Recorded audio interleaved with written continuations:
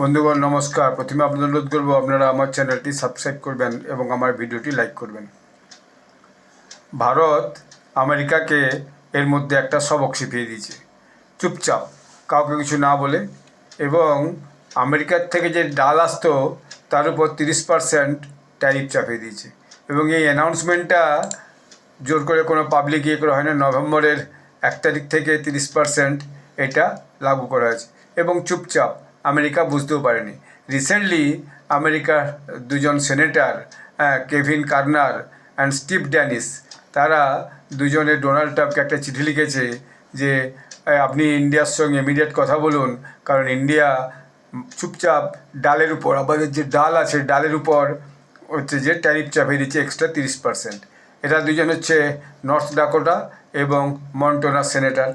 এরা এই দুটো রাজ্য খুব পালস অর্থাৎ ডাল প্রোডাকশন করে এবং ইন্ডিয়ার থেকে এই ডাল, আমেরিকার ডাল ব্যাপকভাবে কেনা হয় এবং ইউজ হয়।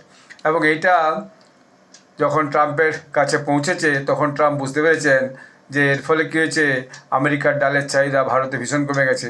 তো এই আমেরিকার যে সেনেটাররা তারা এখন বলছে এটা আনফেয়ার, আপনি ইমিডিয়েট এটা প্রধানমন্ত্রী নরেন্দ্র মোদীর সঙ্গে কথা বলুন, এটা যারা তারা রিভোক করে, অর্থাৎ এই যে ট্যারিফটা চাপে যে চুপচাপ 30%, সেটা যাতে তারা ইমিডিয়েট ফেরত নেয়। এখন ডোনাল্ড ট্রাম্প যদি এর মধ্যে কথা বলেছেন তো এটা নিয়ে কিছু বলেননি। তো এই সেনেটাররা যারা আজকে ভারতের এই ডালের উপর 30% ট্যারিফ চাপানোর জন্য তাদের দেশের ডাল ভারতে বিক্রি হচ্ছে না বলে তারা চেঁচামেচি করছে এবং ডোনাল্ড ট্রাম্পকে চিঠি লিখেছে, তারা যখন ভারতের উপর 50% ট্যারিফ চাপিয়ে দেওয়া হয় তখন তারা একটি কথা বলে না, তারা চুপচাপ বসে থাকে।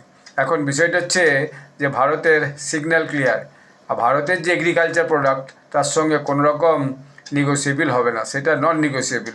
কোনো বিরাট প্রেস কনফারেন্স করার দরকার নেই, কোনো রিটালিয়েশন রেটরিকের দরকার নেই, শুধু পলিসি পাল্টাও, সেই পলিসিটা ইমপ্লিমেন্ট করো, এফেক্ট করো এবং দেখো যে অবস্থাটা কী দাঁড়াচ্ছে। এখন আমেরিকা এবং হাড়ে হাড়ে বুঝতে পারছে যে ভারতের উপর ট্যারিফ চাপিয়ে কী অবস্থাটা হয়েছে।